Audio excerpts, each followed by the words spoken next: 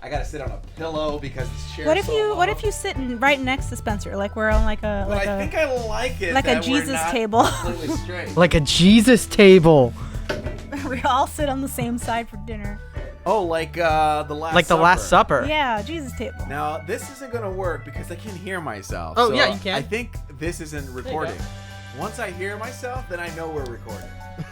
That's not true at all. Nothing's real until I can hear myself. Now we're ready to go. Okay, push that record button. Okay, Spencer. it's been recording for the last 2 minutes. Ooh, you went back in time on me? I sure did. Well, you know what they say. What do they say? Welcome Luis? back to We Stayed Late. Welcome back to We Stayed Late. This is the podcast where... What? What was that? Guys, we're in season 3. We really got to figure this out. We got to figure it out. I think we're going to I do like we have seasons. That's right. No, okay, so can I pitch something to you? I pitch it. Okay. Pitch it, baby. Okay, so I think I told you this before. I don't know if I told you this. Sorry, I'm pointing at people. Luis. Yes, this is that's an me. audio medium. Actually, it's not only an audio podcast. There's a video on youtube.com/WeStayedLate. You can go there and watch us live. Yes. Not live. You can watch us in the flesh. Yeah. That's a weird. I don't like that. That's a gross phrase. I would You You can can say watch us in the flesh. if you want to see what we're talking about, just subscribe. We will Subscribe not to YouTube. ever clarify for the audio listeners. And, 'cause you there know- is an option for you. You might be listening. You're like, what do these people look like? Yeah, you know what they I mean? might. And then you finally look at us like, oh, that's how they Oh, look like. gross. That's how they look is probably what It's always interesting seeing a video podcast compared to an audio podcast. Yeah, it is different. You know, Like, I just you get saw to see the people think. You get to see Yeah. their thoughts that things are going on. in I their just eyes. saw the people from what is that podcast? Pod Save America. America. Yeah, Pod Save America, I refuse to look at them because I have what I imagine them to be, and honestly, I can't tell their voices apart. So I never want confirmation. For me, they're just the amalgamation of like I can't say that word, I'm sorry. Amalgamation. Yes, that it is. Of these like very righteous like democratic dudes Yeah. where I'm like, well, okay. I just saw them for the first time, and they looked pretty much how I thought they'd look. What you They just expect. looked like a bunch of normal white dudes. Anyway, I want to pitch something to you. So I might have this is a concept that I was going through. I just got a new backpack. Sorry, this is going to take a little bit of a noticed that turn. backpack. Yeah, okay. It's a good son, backpack. It's a cool It's a backpack. good Solid- backpack. it's a Okay, I solid got it for Christmas. Because my other backpack I bought and the handle immediately fell off, and then the strap was also falling off, and I had it for like a couple of months, and it was just anyway. I was really annoyed because I really like the backpack. So I'm there and I'm cleaning out my old backpack, and I come across a note Okay. that I Okay. left myself. Oh. Not to myself, but like it's one of those things that I had transferred through all of my college bags. And it was Well, now it in my survived backpack. all the way yeah, and it through? was old, like what old printer paper is like when it's been folded a bunch. Yeah. It's Yes. a note from your past. Yeah, but it had 2 triangles on it. Do you remember me telling you about this? I think I told you about it at SourceFed, but if you don't remember, I'm not Is surprised. this something about is with storytelling? It's like acting, writing, Yes, and real life. I do remember okay, this. so Oh, I vaguely remember. do you vaguely talking remember about this? that. Okay, so I'm going to talk about it again because it came up in my life. Do you And have a I've never- picture of it? I don't. I You need I to didn't take a bring it. picture of it and then keep it. I so that- know. That's yeah. what I started to do when I take notes on paper. I take a picture of the notes and then it's like digitally saved. Yeah. I just need to write it out on a Google Doc, That's so it's true. there forever. But basically, the concept is there are 2 triangles, and we're talking about when we talk about like performance or in acting or in movies or any media, theater, any of those mediums. So there's sort of like 2 different triangles, and one of them is, let's make sure I get this right, so I have to think about it. Hold on. One of them is action, intention, emotion. That's the first triangle. Okay. That's the first triangle. Is action, intention, emotion. One at each point. One of at the each point triangle. of the triangle. The second triangle is acting, writing, and real life. Mm-hmm. Right? Okay, so we're gonna look at those 2 things sort of independently from each other, and I promise this is gonna come back and make sense, sort of. Yes. So, it's gonna come back to a thing that I'm going to pitch you. This is the We Stay Late masterclass. Yes. So, We're going to talk about this sort of outlier right now. It's not the outlier, but if I was looking at a triangle, the bottom left and bottom right would be acting in real life. Ooh, I love that. And then the top of the triangle would be writing. Uh-huh. And the reason why is because writing takes those three sort of like ideas, the three ideas we talked about, and like mashes them up a little bit. So basically, the direction that writing takes is intention is first, because when you write a scene, it's what am I trying to do with this scene? Like, what is the intention of the scene? So intention's at the top of the other triangle. Right. And then the second one is from intention, you write action. So you go, what do I want out of this scene? I want the characters to do this. Then I write the action. I need money. With that. This character needs money. This character needs money. They're gonna go rob a bank or whatever. Great. Then the emotion comes out of the writing that you've done. Right. So you write the scene, and then that scene has some sort of emotional weight to it that comes. I need the out of that money action. so that I could pay for my child's college fund. Exactly. So out of the scene, hopefully, by having an intention and writing the action that follows that intention, you create emotion. Okay. So that's sort of the outlier. The one that's the most fascinating to me is when I started to break down. Hold on, I'm gonna adjust the microphone. Ooh, there we go. Look at that. Actually, sounds good now. When I started to break down acting and real life, and what I realized why good performances are so hard. Because a lot of people are just like, you could just pretend, but like acting is really hard. Yeah. When you It's actually very do, like difficult. really good acting is really difficult. And so I was trying to break down for myself why that is, because I took directing. I was a directing emphasis in college. And so what I sort of realized is that those three factors that go into writing, which is what I was mostly doing, in college, I was analyzing scripts and trying to figure out, like I was trying to get their intentions down and then write things and create emotion using that. What I discovered is that acting and real life are sort of opposites in this spectrum. So we start in real life with an emotion. That's the first thing that hits us, right? Yeah. I'm getting real anxious about doing this next Right. task. Yeah. So there's an emotion that hits us. That emotion leads us into an intention. It makes us do something, makes us want to do something, right? Then we act on that intention, which makes it action.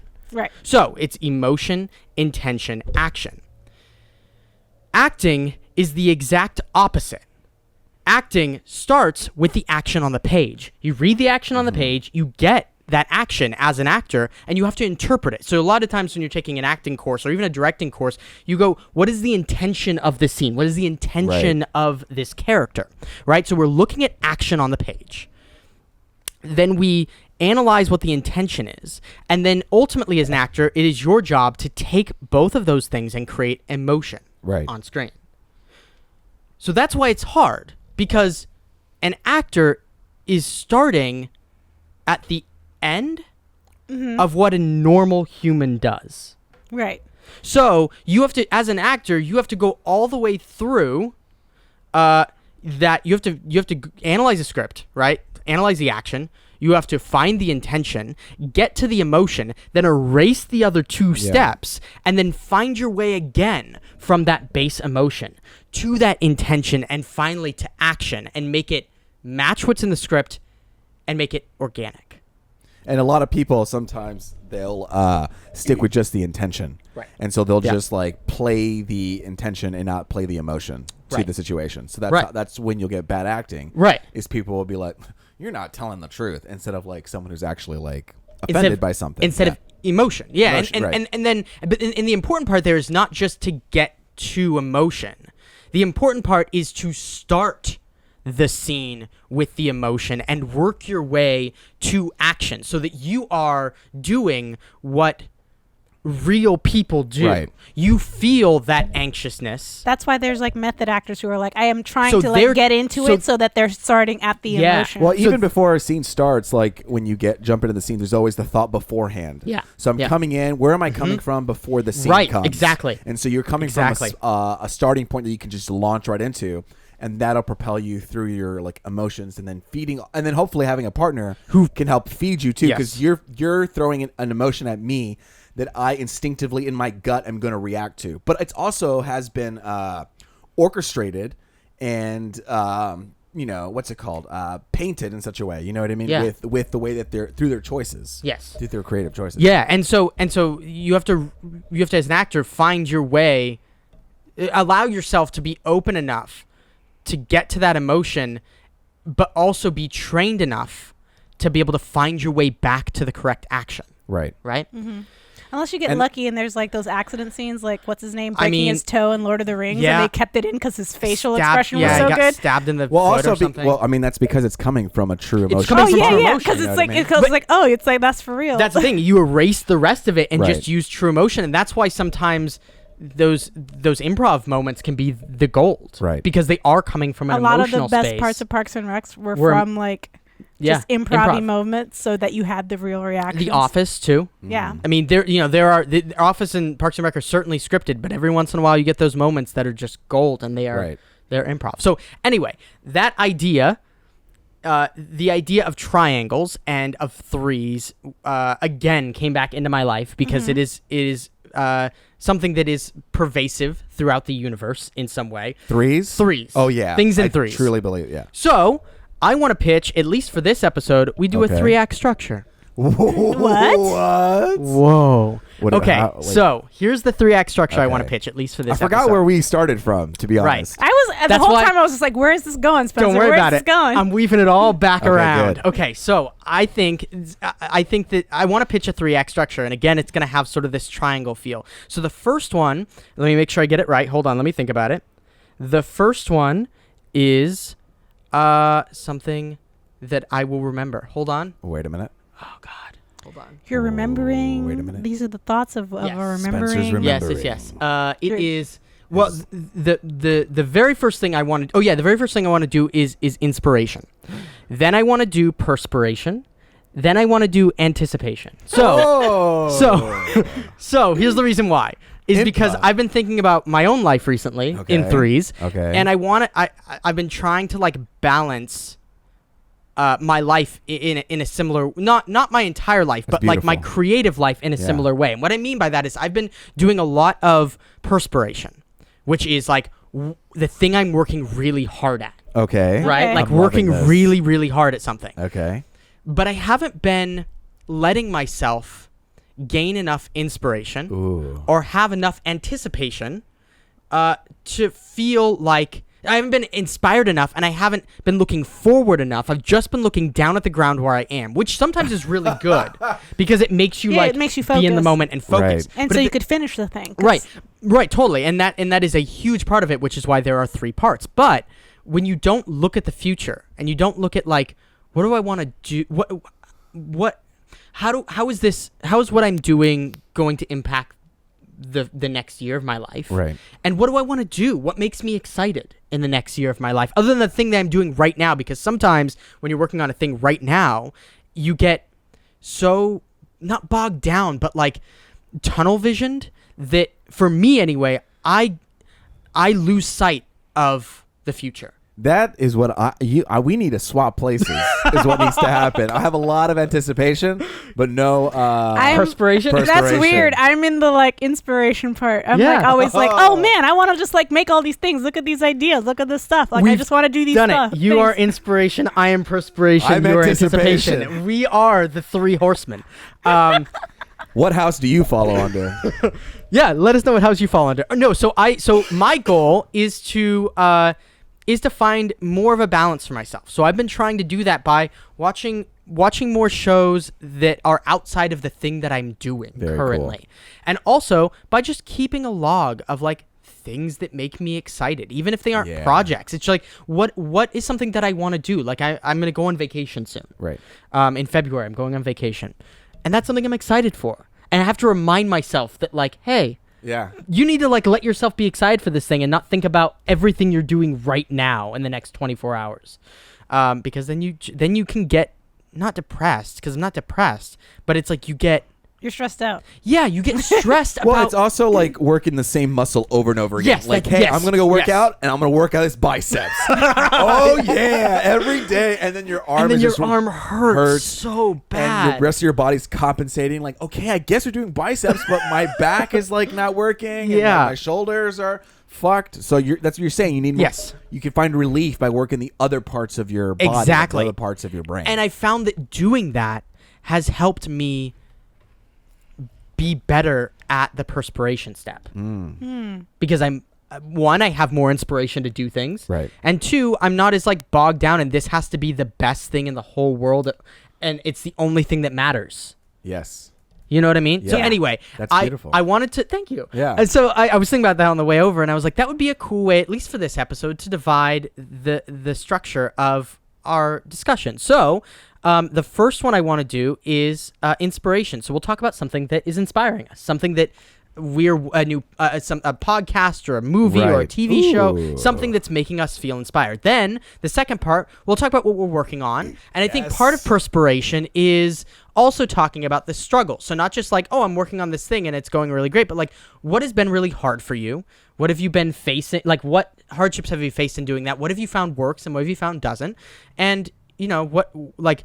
And if you're not, if you're not working on something, because sometimes we take breaks, obviously, from working on stuff. Right. Like, what is the thing that's gnawing at the back of your head? Because I always have things that are like, I want to do this thing. And then anticipation is what's something in your future what's something that you see as being exciting or invigorating or, I don't know, even nerve-wracking in a way. Yeah. Like anticipation can sometimes not be a solely positive thing. Right. So what's something in your future that you're anticipating you're going to have to deal with in a good or bad way? Does that sound like a plan? Dude, Yeah, that's that's fine. perfect. Okay. That's Okay, perfect. cool. So let's start with inspiration. Does anybody have anything they want to talk about? I have something I can talk about if nobody else does. I love it. If somebody wants to think. Inspiration. Spider-Man. Spider-Man? Into the Universe Yeah. is still really inspiring. What about it is inspiring you talk particularly? about Mostly it. because here's the thing: a good chunk of the artists for the movie, they're all on Twitter, and they keep I've seen posting like they're behind the scenes. Like they're so proud of what they did that they keep posting how they did it, and like breakdowns and like character things. I've and, seen like, a lot of fan stuff too that makes me so excited. The fan stuff is great, but it's really the stuff coming from the people who made the movie that every time they like drop a new like this is how I broke down this scene. Like it's animated on 2s, but this part's animated on 1s, and we did this to achieve this. What's that mean? Yeah. Okay, so you know how there's 24 frames a second in animation? When you're animating on 2, I might be wrong on this. When you're the reason like CGI and everything looks so smooth is because they're filling in all of those frames. So that's what gives you that smooth effect. Well, animation takes hand drawn takes a long time to draw. So people will break it up into chunks. So like every 2 frames in that second will be like, and while everything else is kind of like filled in, or they just won't fill it in. Your brain fills in the rest. So that's why old school animation kind of looks choppy because they're just kind of like boop boop 1 2 1 2 1 2. Right. Because it's expensive to do all those stuff in between. It's the in betweeners that they have to hire. Exactly. So most animation like modern day animations animated like on I want to say 12s. So it's smoother, and particularly CGI, it's like super smooth, all that stuff. Spider-Man is not. In order to achieve that comic book cartoony effect in CGI, they animated it on 2s. However, for certain scenes, when they want it to be smoother, they go to the traditional style. So it's a mix. The whole movie is a big mix of these different animation frames. So like today, the guy who animated, this isn't a spoiler, it's in the trailer. It's fine. There's a little moment of Gwen Stacy doing drums. And he's like, I'm a drummer. I wanted that scene. And then he was like, oh, shit, this is hard. It's one thing to know how to do drums. It's one thing to animate, to learn how to do those 2 things together. Holy crap. Right. So he broke down on how he did it. He recorded his friend doing the drums.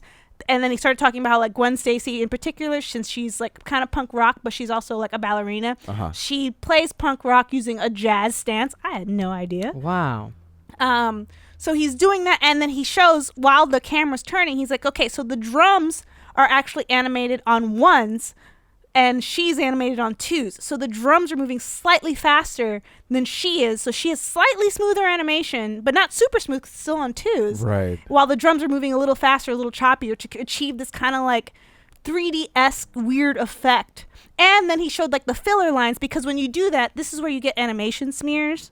Where like, if you ever like freeze frame on an old cartoon, especially cell shaded, the in-between, you'll see like these weird smudges. to indicate action lines. So like for comics, you'll see that a lot, where it's just like a hand is motion, but you'll see like 4 hands to kind of give you that idea for your brain to fill in the motion.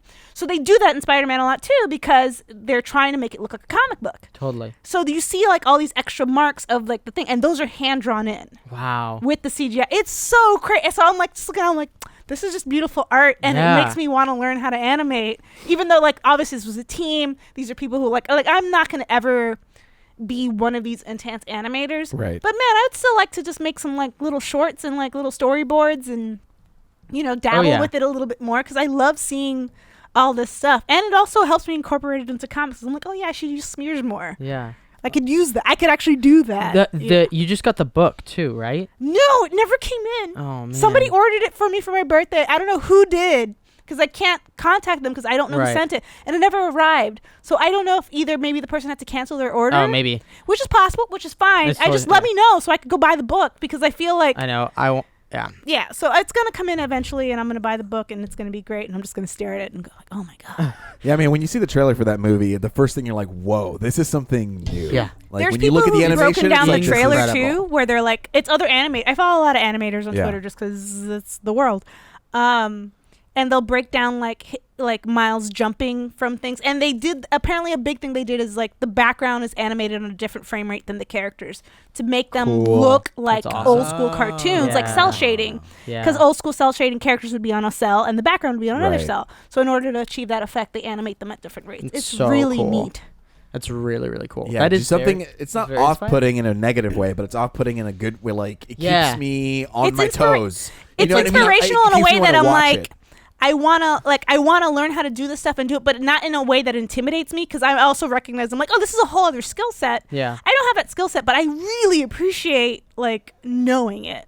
It's like watching a musician play, and I'm like, man, I can't do that, but this is amazing. I really like seeing what you do. That's cool. Sadly, the effect for me was like the opposite of what Peter Jackson did for The Hobbit, where he just made everything super smooth, and that made it a worse experience for me. Yeah, if you fill in too much, that's the thing. It's like your brain, like that's why I love that this movie is getting awards and stuff, because it's showing what you can do with CGI in a way that you could still go back to original traditional animation and use the skills from that, and not just like abandon it completely and bring it back and do it in a different way.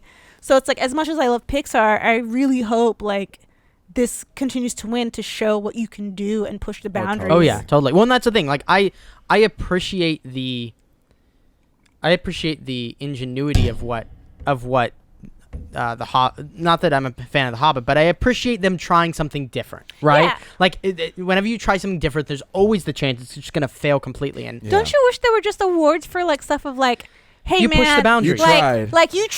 Hey, you tried. Like I want you to keep making more stuff like this, even if it doesn't work, because man, at some point this could work. I know. You know, it's so important, and that's something else about that's hard about like this whole industry, is that when you fail so publicly, and I think that there is a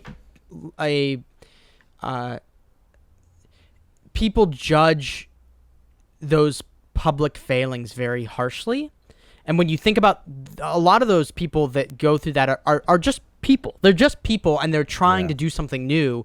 Like, we need to be able to fail publicly and be okay with it. Our society kind of isn't right now, just because of the nature of like fame and who we are and the internet and things being spread so quickly. And like, I don't know, there's something about, you used to be able to fail publicly a lot. Not that I would know, but I would assume you could fail publicly a lot more.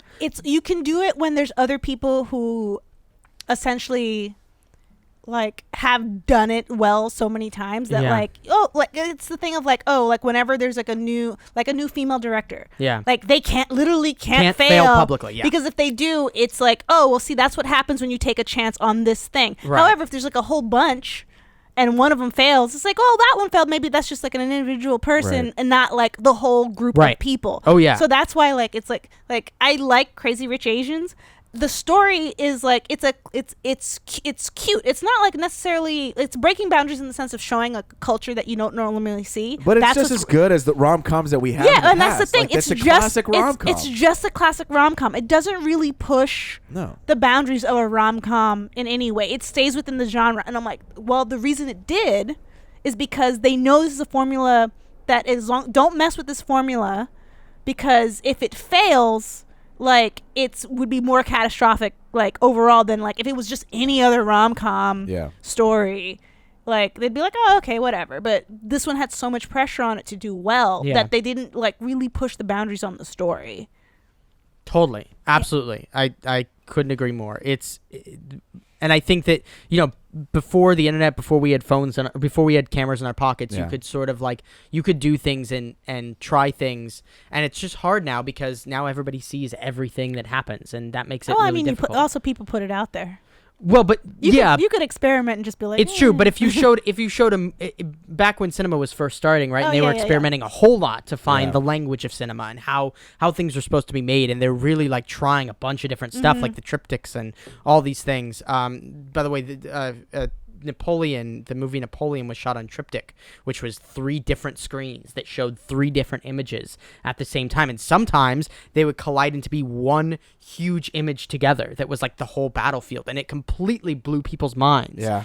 And that was a thing that they just tried, and it worked really well for that, but it could have not worked at all. It did a really cool. It needed to be like an epic story for that to work. Yeah, exactly. And so they had this whole Kuleshov effect thing where they were putting 2 images next to each other, and the audience was able to interpret a third image based on those 2. But they did it with 3 screens, so the audience was interpreting even more ideas. So it lent itself to like creating this really cool spectacle. But they could try that in a town and see if it worked, and if it didn't. Well, if you guys want, and this is for the audience too, although ideally, it's just harder, ideally if you do live in LA, it helps, but you could submit from anywhere. This is why I recommend Channel 101. Yeah, that's right. Because you literally make a thing. And they have their guidelines, which is 5 minutes. But you could do it pretty much, and ideally a narrative. I've seen people not do narratives and still get in. But ideally, a narrative, it's a 5-minute thing. You submit it online. And it gets a screening at the end of the month, and an audience votes whether it stays or not. But you could experiment and play around, because a lot of people do weird shit. Yeah. And sometimes 100%. It works and sometimes it doesn't. But when it works, you're like, oh, that was really different. I've never seen that before. Yeah, that's a good place for experimentation. Yeah. Anyway, something that is inspiring me, I just started listening to a new podcast. Actually, I've been listening to a couple of new ones, but the one that sticks in my head right now is something called Cited. And Cited has been really good. It's Cited, CITED. Oh, okay. I was like cited, like eyesight. No, like CITED.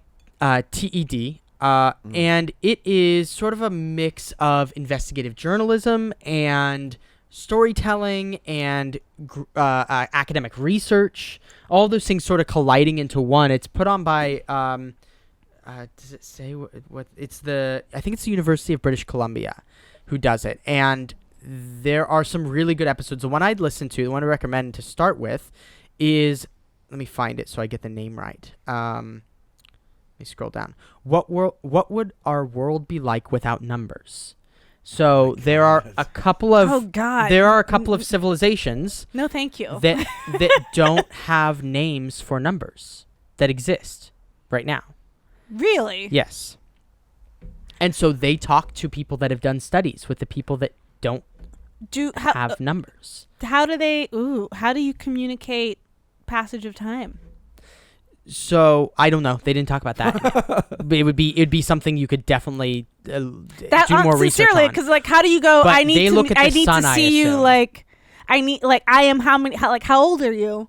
How many like? Yeah, I don't think that they track that necessarily. So here's the thing. They have some of the cultures have ideas of. Just trying to remember accurately. They have ideas of like what of quantity, what a grouping might be. So that might be like, oh, go grab some berries, right? Okay. So it's like that's like more than one, right? But not a ton, right? So they have the idea of like what quantity. So they have like none, some, and a lot. Right. And maybe the extra bonus a shit ton. I didn't read the research, so I just know what was in the interview in the podcast. So you definitely go listen to it to get the full picture of what this is, because I don't want to inaccurately. I'm just quote trying it. to imagine how do you interpret even the future. Our recording is stopped. Oh yeah, oops, we're filming on something else different. Hold on. Oh, okay. That's okay. Talking. This is the advantage for the audio folks. Exactly. They get this chunk. Well, they'll get this, but it'll just be. It just won't have any video over the top of it. So the other interesting thing is that they were looking at the way what they wanted to measure was like how much do these people not know numbers? Because there's an inherent thing that we think that. Yeah, you look at your hands and you see that there's digits. Things, right? Like if you see 2 leaves on a table in front of you. You know that there's 2 of them. You know that there are conceptually you know that there are 2. Yeah. So here's where the complication comes in. They would do this interesting thing where they took I think they took batteries because they had an understanding of what batteries were or something, and they laid out the experimenters laid out a bunch of batteries. I'm peeking. Hold on. Laid out a bunch of batteries on a sort of a table, right, just on something, and they laid out 3 or 4, and then would scoop them up, and then have the people go and put the amount of batteries they thought were put down on the table on the table, and they would put 3 or 4. So they got that. Once it moved past, I think they said 4, it became really tough for them. They were basically just guessing. So what they realized is that some societies that don't have numbers have the idea of numbers, but it would be the same it's the same for them, sort of, as if somebody laid down 100 batteries before you had the chance to count it. And we have to and then try to scoop put them up and you had to put the same amount of batteries on the table. It's okay. So it's like how we have a hard time conceptualizing a community over 100 people. Like humans innately can our empathy on average. Our empathy generally extends to about 100 to 150 people. Yeah. Anything after that, that's why we have othering and all that stuff, because it's very difficult for us to imagine more than that as individuals. Totally. And it's the same idea of you go to a concert, and unless you know the venue pretty well or you're good at. Sorry, I'm just adjusting this really quick. Yeah, your pop filter's touching the thing. That's also why. You go to a concert unless you're really good at estimating people already, or estimating groups already, or you know the venue. Right. If I ask you how many people were at that concert, you have no idea. No idea. No idea. Right. Same thing. It's the same concept where there are too many for you to have an accurate count. So they said that that's sort of what it is for them. But what's also interesting is that they've taught some primates and also some birds the ability to count up to 9 and recognize that there are nine copies of a thing, basically, that they can count up to 9. But past that, it's sort of impossible for them. Not impossible, but it's harder. It's much harder for them to conceptualize. And so they also go into this really interesting, in the latter half of the podcast, they go into this really interesting thing about the number 9 is really interesting to us because when we jump over to the number 10, a lot of things are in base 10. And the reason why is because we have 10 fingers. Yeah. And if we did, and I don't want to spoil everything, but just posing the concept of if we did not have 10 fingers, would we? There are other languages that don't have base 10. There are there are counting things that are not base 10. But think we take for granted that when we hit the number 9, that then a 1 goes next to it and a 0 becomes the new digit in place. Right. Yeah. And if we didn't have that base 10, it could be 1, 2, 3, 4, 5, 6, 7. Then 8 could be the thing that jumps over to having another digit in front of it just as easily. Yeah. But it doesn't. and that's just a thing that exists in our society, and we take it for granted. Yeah, that's why like when like, it's just crazy. When it's crazy. fantasy writers and stuff make like number systems and stuff, that's always weird shit like that where they're like, oh, it's base 7 and base and I'm like, why did you do that? My brain can't handle it. Yeah, it's weird. Anyway, they go into the origin of all of that, and they talk about languages where things aren't base 10, where they're base 6, and what it means, and how. And like one of them was like, the reason why it's base 6 is because that's the number of yams they kept together. They would keep 6 yams. But how would that work with like physics and math? Like, do you just start changing it so that everything is base 6 and base 10, like base 7? Because 10 honestly, works I so don't well. know. Like it's just. But like, it only works so well because that's what we know. But it also it's like even. Like it's if you like have miles versus 6, like 3, 3, 7 would But be the harder. the reason why it's even is because we've established that 5 and 10 are even. Right. 5 and 10 are what we round to. They do a whole thing about this in the podcast about why we see those numbers as being even, and our brain has been trained since we were young. Yeah, I can't do interpret those kilometers, things. even though that's base 10, because we were trained in miles. In my head, I'm like, I know how a mile physically feels. Really? Yeah, like I could relatively estimate Oh, like well, when because I'm you're a running. runner. You Yeah, run when and I you run can or walk, tell. I could kind of be like, Okay, this okay. feels like I'm pretty close to a mile. If you told me kilometer, even though I've done kilometers too, I couldn't pinpoint it. Right. Yeah, You know, because it's what you're born and bred with. but I do know 3.1 miles. I know that's a 5K. So I know if I feel like around 3, I'm close to a 5. But I couldn't break it down to a 1. I couldn't tell you a 10. I just have 5K and 3.1-ish in my head. But kilometers throw me off every time. And I'm like, well, I wish I had learned this base 10 system, but it's weird. So our math would be completely different if we were base 7 or Right. something like that. Right. But it would be fundamentally the same. We kind of have a little bit of base 7 because of the way we do our calendar. We could kind of get into it because we know what 2 weeks feels like. Like 14 instinctually, days, True, 7 14 days. yeah. because of how we do our I guess that's calendars. true. Yeah. No, it's very odd. But anyway, go listen to the episode because I just Very cool. skimmed the surface of Did you what know they the talk same about. thing happens with colors? Cool. Yeah.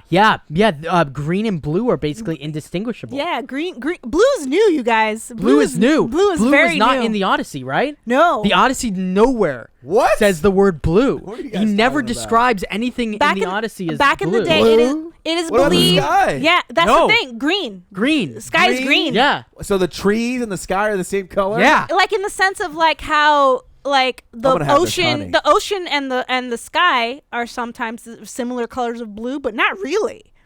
You know how sometimes the ocean looks green, sometimes the ocean looks blue, sometimes. So as a result, the sky kind of has a similar thing where it's like, oh, that's just a different kind of green. Well, I've heard this thing where certain tribes only see in like 4 colors. Have you heard Well, of they this? only have names for those colors. That's and the here's difference. the thing too: the more names you have for colors, the more colors you see. Yeah. Isn't That's that true. wild? Just because Unless you're what is that called, a mantis shrimp, then you see like oh well, that's 120. that's You have pretty- well. 126 cones or something. Anyway, it doesn't. It's not. It doesn't actually see like Isn't, more isn't colors. orange It a new color too? It just sees. Because everyone compared I it to don't know. red. Maybe. I always thought I haven't orange heard was that the new one. orange color. and red orange is are the new like black. in the That's for sure. same. They're like in the same range. They're just certain colors, particularly blues, are just not found in naturally. One of the few things that has blue are like certain butterflies. And flowers. Not even then. There's not a lot of blue flowers. There's purple flowers. What about blueberries? Blueberries. They're not blue. When you look at them, they're kind of more like blackish purple. They're not blue. Like when blueberries you lie think to of me. like a cerulean blue, all The that sky. That's like- the only thing. the sky. The sky's like a baby blue, and even then, half the time it's gray or white. It's not always blue. Yeah, it Listen depends on here. where you are. Listen, I want my blue to be there from the beginning of time. It has I not need you to been. do It has something not If you been. about look it. at ancient paintings, there's rarely any blue in it. Everything that you would think would be blue is tended to be like a greenish tint. So and wait, it's not when did- because the weird. paint So when got did old. when did blue kick in and be like, "Hey, baby, I'm here"? I want to I say can look it up. after. I don't. I know honestly, you I don't can't. know. There's I'm no guessing. internet. Is there? I just remember seeing the no information Wi-Fi about. Oh, there's like, no Wi-Fi. I can do it on my phone. I just remember seeing stuff about like the ancient Greeks didn't see blue. Well, I want to differentiate. They saw blue. They saw blue. They didn't just, identify blue as blue. They Right. identified it. and they as identified but it they as blue. genuinely think that they saw it more toward a green because even with their paint and stuff, like they just never. It was always described as greenish. All right. So it's like the difference of someone showing you two different whites and being like, this is an egg white and this is a pearl white. Right. If you don't literally sit there and put them side by side and study it, you're not going to tell the difference. Green and blue. Interesting. It began when the Catholic Church made an important move in the year 431 AD.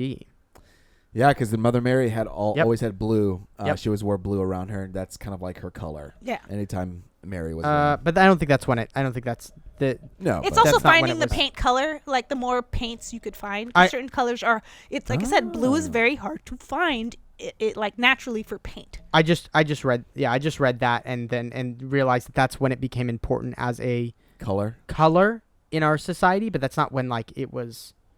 Just like purple for clothing was okay. like a thing. I mean, here's something. This is from my modern Met, so take it with a grain of salt. But there's a long list of things we can thank the ancient Egyptians for inventing, and one of them is the color blue. Considered to be the first ever synthetically produced color pigment, Egyptian blue was created around 2200 BC. Interesting. So that's interesting. But it's what we would call blue, right? So I still haven't found like when was blue. I'll try if you're in the Slack. I'll We can try look to it up. find the original video that discussed this. That I was just like, say what? What are you talking about?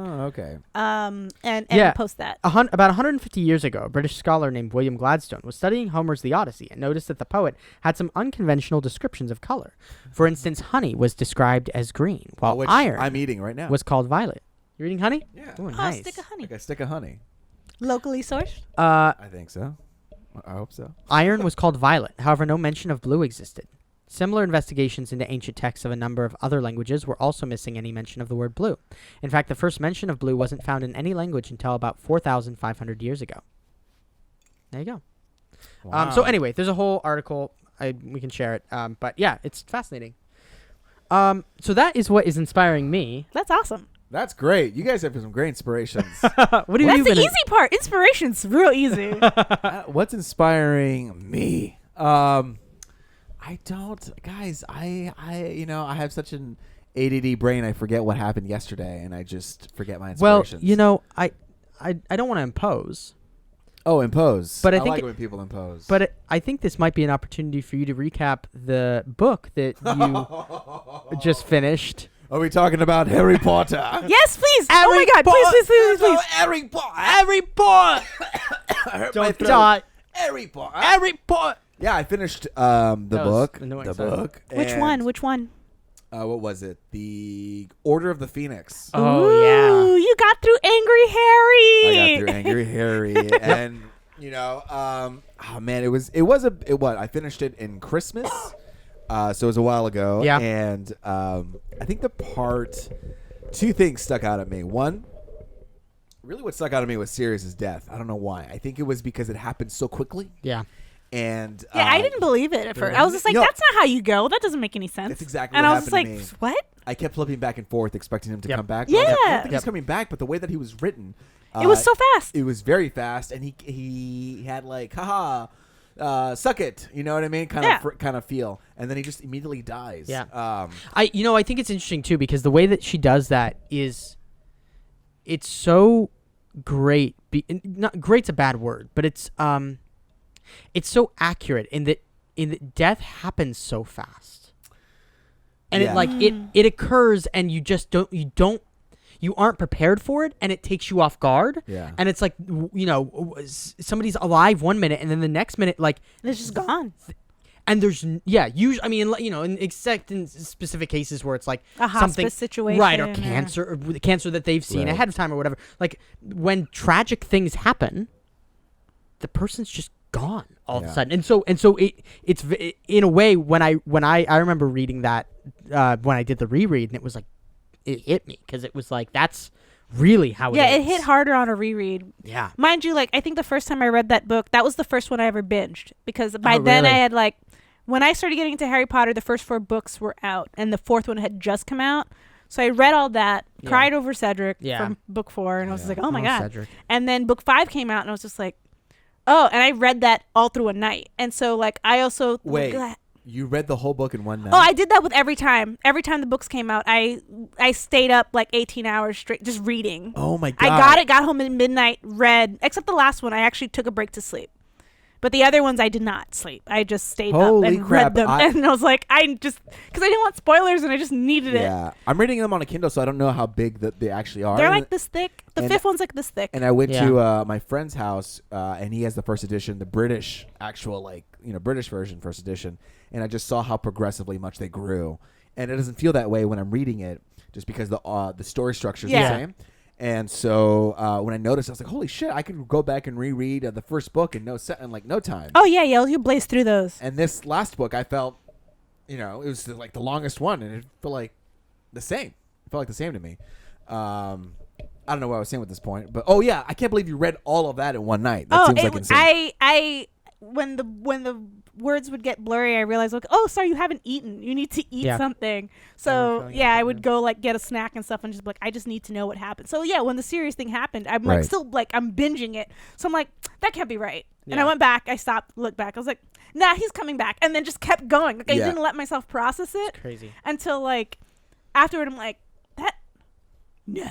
Yeah. No. It's a very visceral effect and that then she gives you. Then I went back and took my time and read it, and I was just like, oh, all right. And it just crushed me when Harry Potter at the end opens up his luggage and he finds the mirror. Right? I put my Kindle down. I was like, no, absolutely not. That was it's heartbreaking to me to think that he had that the whole time. He had that the whole time, and we went through all these like attempts to talk to him. Because all of us forgot that mirror was there too. Yeah, I forgot about the mirror, and so I don't know what it was about that moment. Like, we talked about the whole like, oh my God, what's his name? Not Gandalf, Dumbledore. When Dumbledore is revealing everything that's basically happened, like the whole like Harry Potter, whatever, prophecy and all that. Like, sure, all of this is great. It was all information that was being thrown at me, but for some reason, just emotionally, when he opens up that luggage and he reveals the mirror, to me that was so tragic. Oh yeah.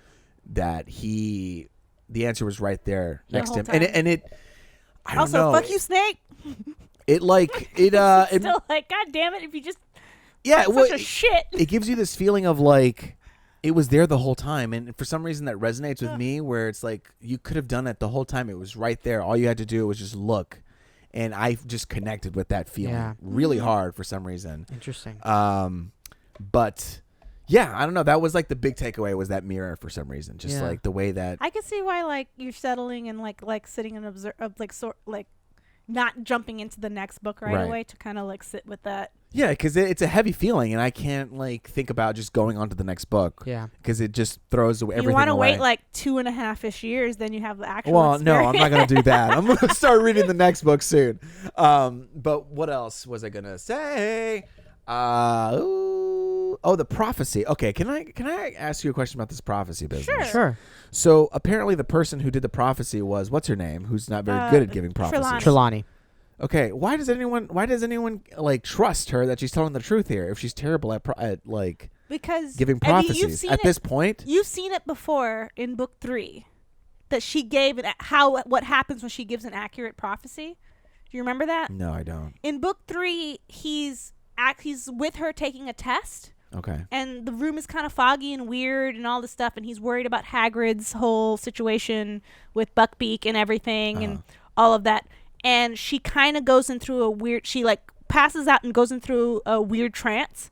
And she's all like, the Dark One will be returned to his master. Like his master will return tonight. And like she like does not. She's like not her. Right. She like blanks out and just like repeats a thing like blah, blah, blah, blah, blah, and then like she doesn't even remember. So she becomes a vehicle for whatever. Yeah, she doesn't. Exactly. She doesn't remember her. She doesn't actually do it. Okay. She doesn't remember it herself because he was just like, "That's weird." And then when he asked her about it, she's like, "Oh, what are you talking about?" Right. So. Okay. That's how you. And Dumbledore. I'm a little bit more fine with that. Dumbledore can see that she's being used as a vessel. Because if you ask her about it, and she's just like, no, because she goes right back into like her like cards and da da da da. But here's the thing: if you ever see her doing cards and stuff like that, sometimes she's right. She just misinterprets her own shit because she's in her place of like, I know better. Right. But she's actually can do it. She just can't.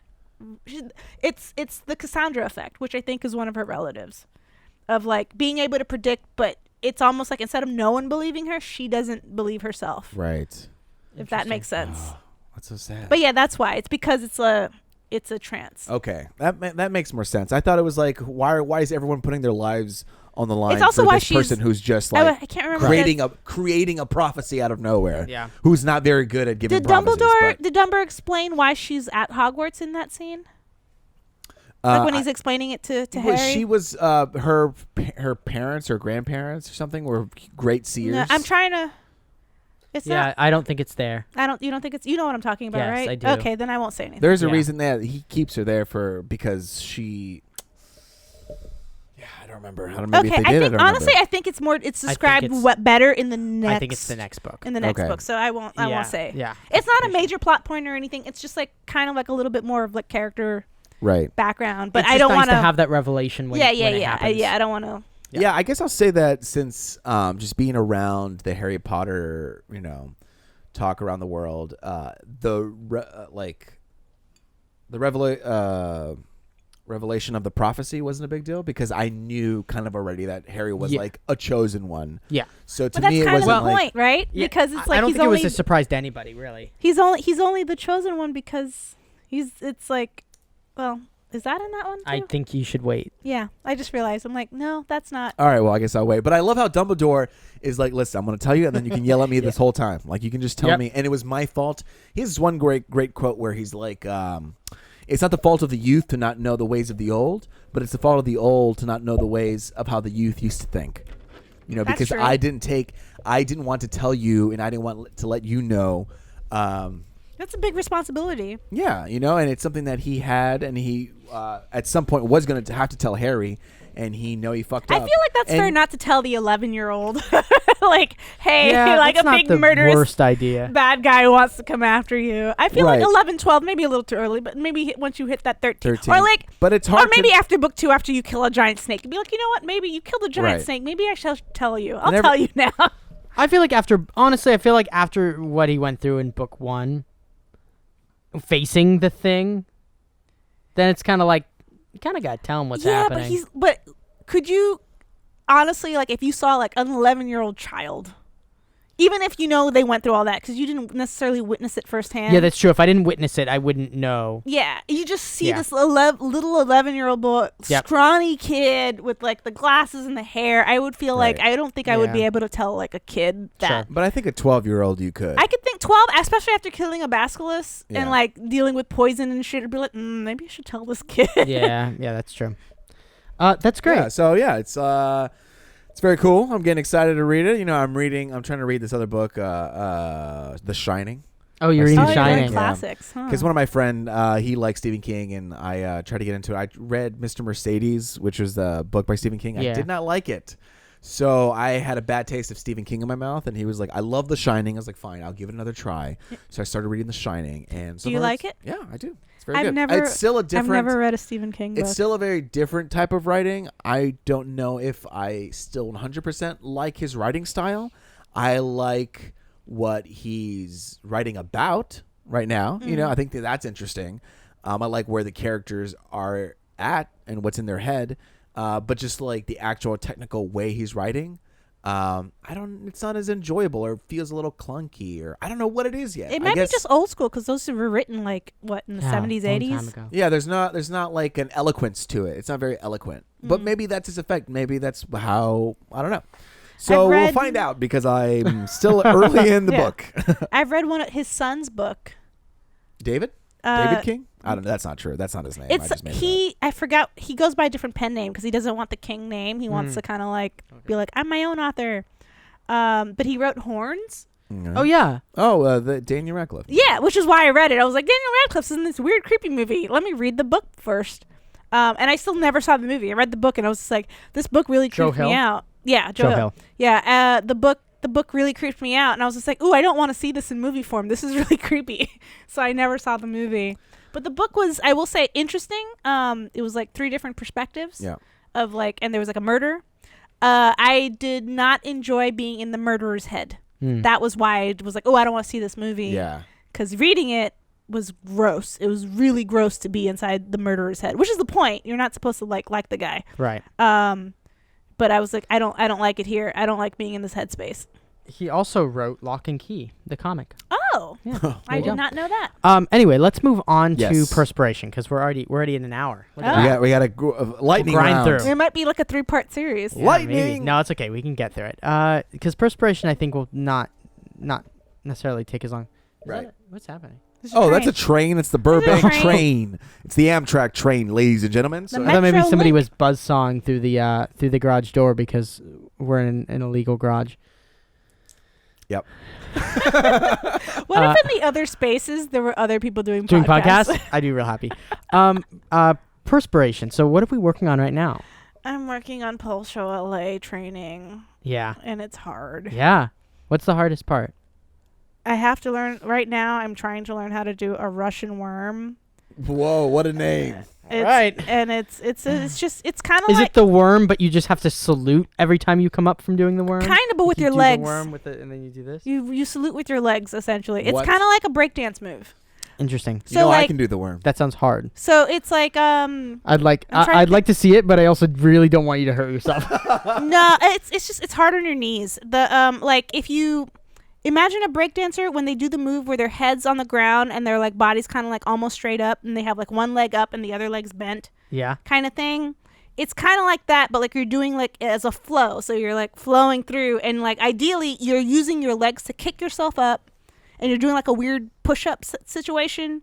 And then you bring your knee in, and then you whip your head up like That a sounds mermaid. very complicated and very hard. It's not fun. It hurt, and like the way I can do it if I let my knee touch the ground, which Right. if you're wearing knee pads is fine. If you're not, it hurts real bad. Yeah. And our instructor, she very much wants us to not put our knee on the ground. So it's really like doing a very difficult push-up. So the Russian worm is right. Yeah. Although it's a hard, I tried Googling it, and it's like there's actual like Russian like Worms? worms like as well, like a creature. Of course, there's Russian worms. Which because I think like that move's called different things wherever you go, and I don't know Yeah. if this is what it's just What called she- here yeah, or what she what. calls it. But it's I'll show you guys later, and if I find a link to how it looks like, I'll post it in the Slack. You know, Yeah. when I was into wrestling, I learned the worm because I watched what I just said it. My God, my brain's dead. I watched watched a wrestling? wrestler who did it as a final move, and I was like, oh, I was like 7. I was like, oh, I want to know how to do that, so I learned how to do the worm on a bed. You know. That's great. Oh, yeah. Yeah, But yeah, that's So maybe you that's should my get some lessons from Luis. Yeah, Yeah. I'll show you how to do the worm. That's my perspiration right now, and Yeah. it is not fun. What is what is the good part about it though? Like what's keeping you going? That I made a commitment to do it. Sometimes that's what it takes. That's right now. That's what it is. Yeah. I promised that I would do it, so I'm seeing it through. yeah. The experience That's currently amazing. Good for you. is not fun. Yeah. I do not enjoy it. We'll see how this pays off at the end. But right now, You're in real perspiration. I am in actual perspiration and dealing with like schedule changes and rehearsal changes last minute. yeah. When you're trying to schedule your life around not only having one day off a week. Yep. So when you have time off, that is your precious time that you do not want to lose to more time going to a thing and trying to learn these moves when all you really want to do is play Kingdom Hearts. Well, thank you for spending your yeah. evening with us. Well, yeah, this is part of the joy. This is like, oh, I get to do something different, and Yeah. this is fun. Yeah. But yeah, the perspiration of learning to do the thing and not hurting my knee and my shoulders is very hard. Sure. So my perspiration is that our Kickstarter launches in on February 11th Nice. for Icarus. shit. So we're sort of in the last, prep moments of that, modes of that, and so we're getting everything ready there. I'm doing a live stream on, I think it's on February. Let me look it up. February 9th.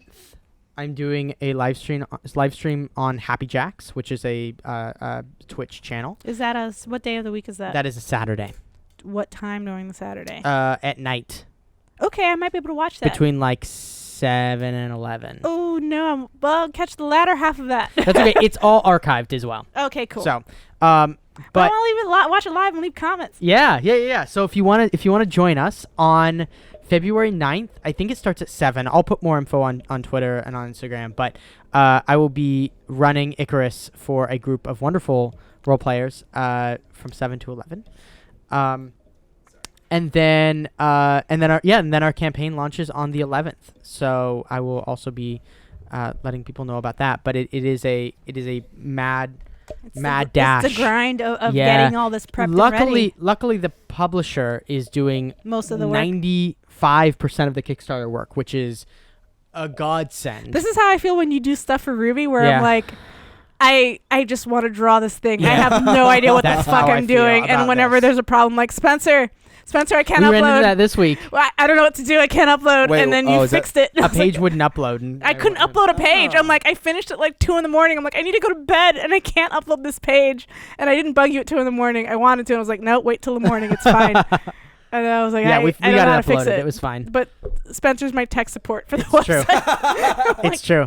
What website do you use? I mean, what WordPress. WordPress. But yeah. I keep saying I'm gonna redesign it, and I'm like, I don't know what I'm doing. It's fine. It's okay. So I'm working on that, and then we're also doing a lot of work at actual work. There's been a lot of perspiration there as we're working on getting stuff going there. So between those two things, I'm also writing Ruby, which is really fun. Yeah. And so, but I've written ahead a lot on that. Yeah, so I think that's on you put me in standstill a for place little bit. where I'm like, oh, okay, I got this for a good chunk. Good chunk. That's cool. And I'm gonna try to let you know way more ahead of time of like when I'm running out of chunk of pages. It'll be a little bit. It's a lot. Yeah. It's a lot of chunk that I give you. So anyway, the Icarus Kickstarter is the main thing that I'm focusing on right now, and that's sort of where my laser vision has been. So how about Very you, Luis? cool. So I know I talked about it last time on the podcast. I'm working on a baking show. Yeah. It's called Baked right now. Basically, it's going to be me. Have I told you about this? No. Oh, okay. Yeah, this is new information. Pitch It's it. all new information, everybody. I've been watching a lot of Great British Baking shows, and, Yes. and I love learning new ways to bake, like croissant. I don't care how hard it is. I want to learn it. Right. So I did a croissant, did 2 apple pies over Christmas break, and basically, for you guys who don't know, I smoke weed. So it's going to be me smoking weed and baking. So baking while baked. And I already have a source-fed guest who's going to be there for the first episode.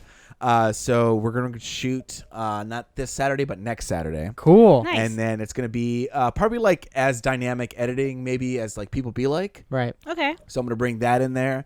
And then hopefully add a little bit like of sciencey tidbits. I'm not sure yet. Cool. Just like There's, why certain things like react the way they do under Yeah. certain temperatures. Like what's it called? Oh God, what is that show? Good Eats. Yeah. Yeah. So it'll be like Took a that. second. I'm like, I know So what show you're good. talking about. And it's like the more time you spend working a dough, the structure of the thing starts to change. Yeah. Mhm. And so you have to treat every ingredient in a specific way. Yeah. So we're gonna learn that person's favorite thing to bake. And then it'll just be a fun way for me to learn how to bake things. That's awesome. And it's just like one project. I have like 2 narrative ideas and a documentary idea that I have in mind. But that's like an easy, like I can get that off my chest. I can get this train rolling. Yeah. Yeah. Because I feel like I haven't been making stuff in a while. Because I've been in a rut. And so hopefully this will be easy. I get people just to shoot like reality based style. Yeah. So That's awesome. yeah. So That's the same really people, exciting. the same people who did Will's People Be Like revival, Yeah. John and all them. Uh-huh. Yeah. They're gonna help me crew. I got a Cool. guest who's gonna Oh, be yeah. I got a guest they have, and then that's coming, and it should be fun. That's It's gonna awesome. be There's pretty great. there's an old webcomic that I used to read that finished but one of the main characters whose also name is Hana. Oh. The character was a pothead, and she had a baking company, and her company was called Bake and Bake. Bake and Baked. Bake yeah, and Bake. I think that was the first name I had. But she didn't make like weed Did- things. Did She just did she just also smoked. make bacon? Because that That's- would I- be No, she I'm just not going to she be just making weed stuff. yeah either. yeah. Bacon. She It's didn't just- make weed things. She just smoked while I was just like, oh, like Luis is doing a bake and bake. Yeah, that's exactly what it is. It's like we're gonna get baked while baking. you know Yeah, what I mean? yeah. So yeah, it should be fun. You know what I mean? Hopefully, Yeah. it'll go somewhere. That's That'd be great. cool. Are you putting it up on YouTube? Or Yeah. going? Yeah. I'll put it on YouTube. Yeah. So Which I already channel got a is it? logo. What? I'm just gonna probably make its own channel. Its own channel, cool. Yeah, but then at the end, it's gonna have the title card that we've been working on. Oh yeah, what is Yeah. that? What's it gonna be? Do you know yet? I'm still leaning on the Why Bear Why. Okay. Yeah, I like that. I kind of imagine like this bear ravenously like tearing apart a person, but all you see is like the bears, like maybe the person's point of view, or just like a bear scratching at someone, and then someone yelling "Why Bear Why?" and then he does the and then he still does it. Just kind of representing a life, how just life wants to fuck you up, and it's like, why are you doing this to me? Oh no, I don't know. I'm gonna keep doing it though. So yeah, that's fun. Yeah, That is perspiration, making a show. Yeah. Great. Let's circle back and do anticipation. Anticipation. I am dreading the poll show that I have to be in. Yeah. Because I don't know if I'm going to be good at it, even with my training. Well, okay. Also, I don't perform. I don't like being on a stage. I purposely did this so that it's like I'm on a stage. I will be on stage with like a billion other people, so I won't be like the sole attention, which is fine by me. Yeah. But it's still me on a stage and in a fucking rabbit head. Right. And like So I'm terrified. I want to break you out of that because that was also your perspiration, and this is the problem I have, that my perspiration also becomes my anticipation. No, I'm anticipating getting it done, totally. and then I'll be like over with, and then I could like look forward to everything else. So what are you looking forward to after I'm it's looking done? forward to actually focusing on Ruby like way more. I just want to have a comic buffer. Yeah. That's all I want to do. And Yeah. everything, all my time is so precious that it's very difficult for me to get it. Like right after this show, I'm probably going to be staying up till 2, 3 again to finish the page that needs to go up, because I have not been able to figure out how to get enough of a gap of time to get ahead with the comic. Yeah. And I desperately want to get ahead with the comic so that we could actually work on other things with the said comic. Yes. So it's like I can't do that until, at least personally, I feel like I'm like I mean like we can. Yeah. But I just want to be ahead of things. I'll say, but that also requires more work from you. Right, but it's on top. But right, that. but it's stuff that I want to work. Right. It's what I want to work on, Yeah, and yeah, it's like kind of what I know, and it's like I've already had like we've printed Ruby at least once, so Yes. like I know what that feels like, and it's like, oh, I want to feel that again. Yeah. So it's like not like a scary thing. Totally. It's like I want that like creative high again. So it's way more like I'm way more looking forward to that. That's great. And being like, okay, yeah, I like dancing. Dancing's really fun. It's like a different kind of like energy to give off. But my deep down, like it still reminds me of like, you like to draw. Yeah. And I would love to also like have time to draw fan art. I want to draw so much fan art. What do you want to draw fan art of? Well, Spider-Verse, but also like I read a book called Binti that's like a Afrofuturism sci-fi book that was really good. I'll recommend that to you. It's and they're short. They're it's really short series. They're more like novellas than books. Interesting. But it's this Afrofuturism thing. And when I looked it up online to see if like anybody's made art, barely. What's it called? It's called Binti. Binti. The main character, that's her name. Okay. But it's like a girl from like a futuristic African tribe that like ends up getting accepted to a school in space, and then she like has to deal with like these alien creatures who are definitely not like people at all. Like they're like not like people. Like it's just cool. Yeah. It's just this cool future That's science awesome. weird thing about, and like dealing with like what it means to be human or not human, and like science, and it's rad. It's just rad, and it's from a different take that's not like Western. It's like right. Yeah. It's just a whole, and I'm like, ooh, and I'm like, I really want to draw some art. I really, really do. And I'm like, I don't have time. I know. It's hard. It's so hard. It's time is, God, it's so precious now. And I wish I yearn for the days where I just had. What happened in college when we could just make all this shit? And then you realize it's because it was all bad. That's why there was time to like. There used to be a time when the nighttime was like, oh, now I'm gonna do it at night, and night lasts forever. Yeah. But now nighttime does not last forever. No. It's like, oh shit, it's 1 o'clock. I'm almost out of time. You know what I mean? Like Yeah. No, I feel that really hard. I feel like it hits 10 o'clock and I need to get ready to go to bed. Yeah.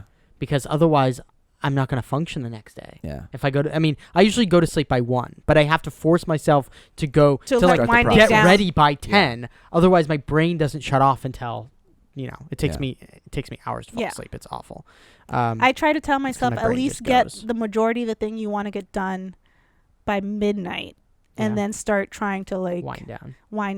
But like on nights like this, I'm like, oop, it'll be probably like a 3 or 4 in the morning night. Yeah. Which is why when it wasn't uploading, I was like, you're because it denied me the feeling of completion of like, and this is done. Yeah. This page is done and over, and it's out. Because I never like appreciate, like, I always expect changes, and this is just like being a creative and dealing with clients is like, don't ever let yourself feel like it's done until it's out in the world and published, because that's how you end up with the files that are like final version 2, final version, Yeah. Final, real final. Yeah. This time, final. So I've just learned never get attached until it's publicly published. Yes. So the website was denying me of the publicly published part, and I'm like, why?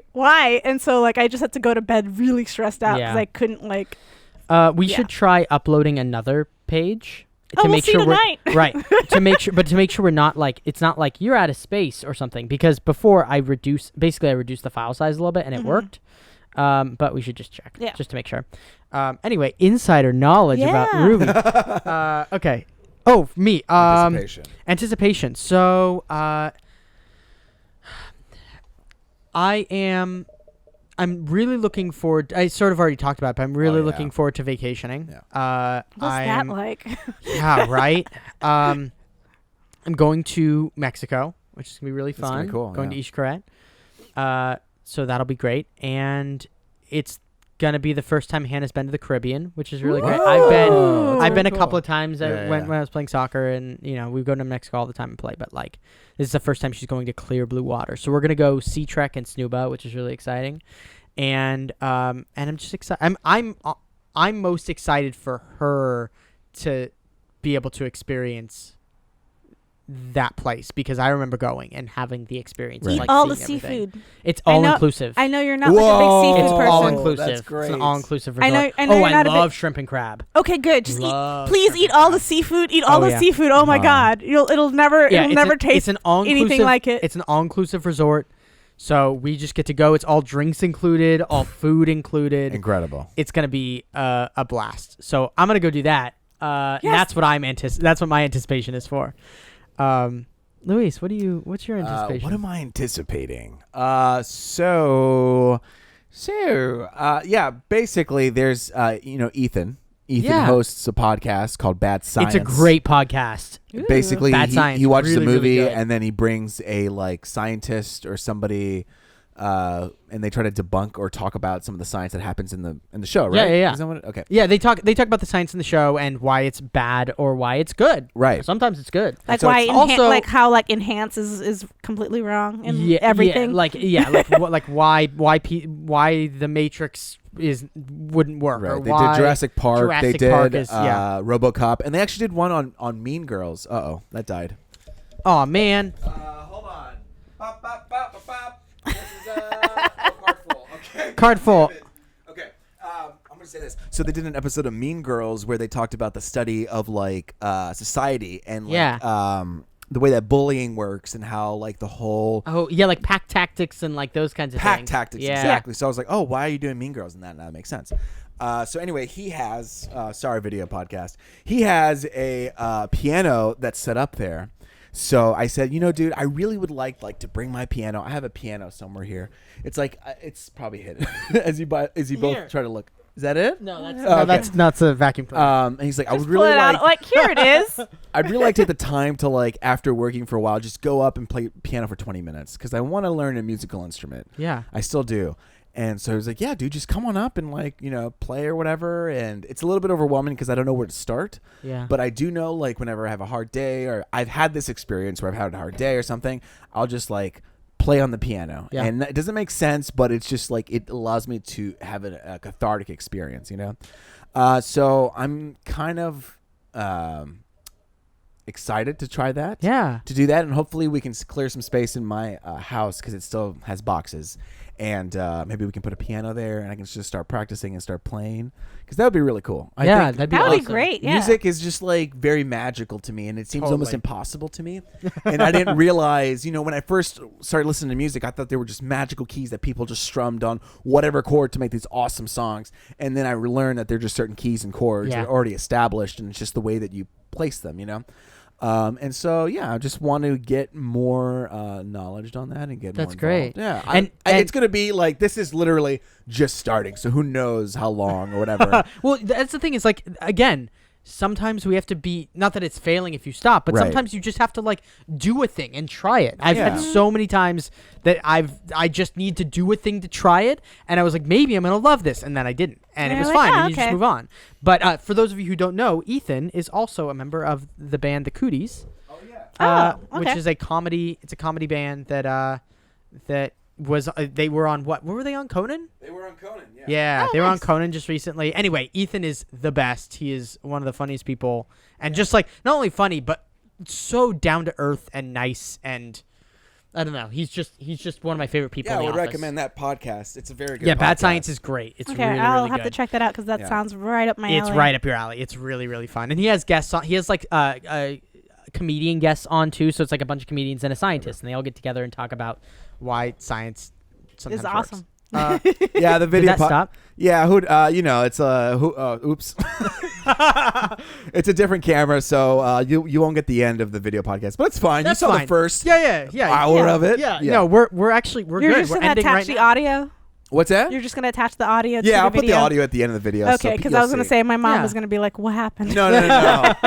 What happened? She really looks forward to it. Like that, she genuinely missed both of you. Aw. Like just like We miss like, you too. she'd call and be like, "What's going on?" I'm like, "I literally hadn't seen them I hadn't seen them in you 2 hadn't months." seen us in 2 months. And I was just like, I don't know. I'm like, I think they're fine. Like we were alive, barely, Yeah. but we were alive. We made it. Yeah, we Yeah. made it through.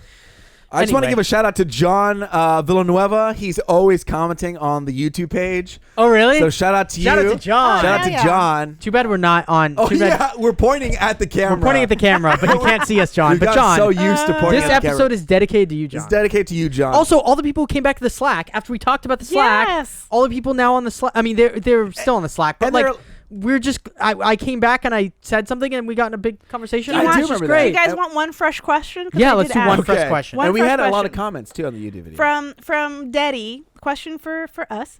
I just started learning Japanese. Me too. And was wondering if any of you have tried learning a new language on your own, and were you successful? I am currently trying to learn Japanese. It is difficult. I'm not successful yet. Yeah, my most embarrassing, worst, like the thing that makes me feel the worst as a human, story was about trying to learn another language, about my Spanish class and the I remember that. Go find whatever. All right, That was that- like that one was of the the first first episodes. Was that the episodes. first episode? I think so. It was one of the first episodes. Anyway, go back and listen to that if you want to hear Yeah. my struggles with learning a foreign language. And the only foreign language I've ever tried to learn is a foreign language that was being created for a project that I was working on. That's the farthest I've gone. Yeah. Yeah, I mean, Not good at it. I grew up learning Spanish, but then as I went to school, I've kind of forgot a lot of it. I'm in the And- same boat with that too. Yeah. Yeah, so like verb conjugations are always hard for me. Just like something that happened in the past, something that will happen, something that's going to happen. All those things, it's kind of hard to conjugate. So I've been trying to learn and relearn Spanish for some time, and I think it really is like I need to You need to be just practice immersed. it. Yeah, I need to practice it. Hopefully, Sarah, my girlfriend, can like she wants to learn, so maybe we can practice it together. We'll just go to Mexico together. That'd be amazing. I mean, yeah, secretly we're like, listen, you'll learn Spanish, and then after you pass, like, level 2 or whatever, we'll go to Mexico for like a week and just practice or something, Yeah. which would be really cool.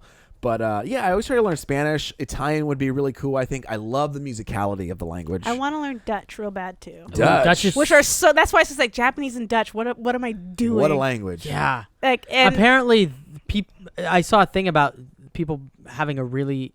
Oh no, it's Danish. I think it was Danish that like native even people that natively speak it have a hard time doing the guttural sounds because they're so difficult. Yeah. They're like people who don't live in Denmark. But Dutch is a different language. Yeah. Dutch is like Dutch I don't know and how German. Dutch- Dutch and German are very similar. yeah, okay, Dutch. okay. Yeah. So, like- Dutch is very Germanic. close to German. Yeah, I mean, they're like right next to each other. It's like just it's just very similar sounds. Right. And yeah, I want to learn it because like I'm St. Martin, so it's Dutch and French, but my family's from the Dutch side. Yeah. And my mom knows Dutch, and she didn't teach it to me. Give me Like, some Dutch words. Dankje is thank you. Okay. Dankje. Springa is jump, which I learned when my Whoa. cousin would wake me up in the morning and jump on the bed. Springa? She would say springa, springa, springa. So I Springa. remembered that one. Those are the two That's words good. I know. All right. Yeah, that's all I need to know. And yeah if and anybody, nay. if anybody who is listening speaks a language other than English, if Yes. you want to record yourself saying "we stayed late" in another language, That'd and be post it great. to Slack or send it to our where would they send it? I guess we stayed late at We gmail.com? should. Yeah, that's a. You know what we should do is welcome back to, Yeah. and then we could put And in then we this can person put- saying we stayed late. Yeah, exactly. So in another if language. anybody wants to record themselves saying "we stayed late" in another, actually, even if it's not like your native language, even if it's just a language you're learning Yeah, right that'd be now, cool. That's just fun. record yourself doing it in another language. We'll play it on the podcast. Oh, I'm trying Yeah. to think so my mom doesn't get mad. I know some numbers. 1, 2, 3, 4, 5, and then I don't remember the rest. That's okay. And That's that more might numbers be, than and I that know. might be butchering it, but I just remember that as like my mom saying that growing up. I'm like, that's it. That's all I Whoa, got. That's crazy. I wish I spoke another language, but I'm not good at it. Okay, we are at It's an hard. hour 20. We have to go. Goodbye. Goodbye. Goodbye, everybody. Goodbye. Goodbye. Are we snapping? I always snap. It's the thing we do now. All right.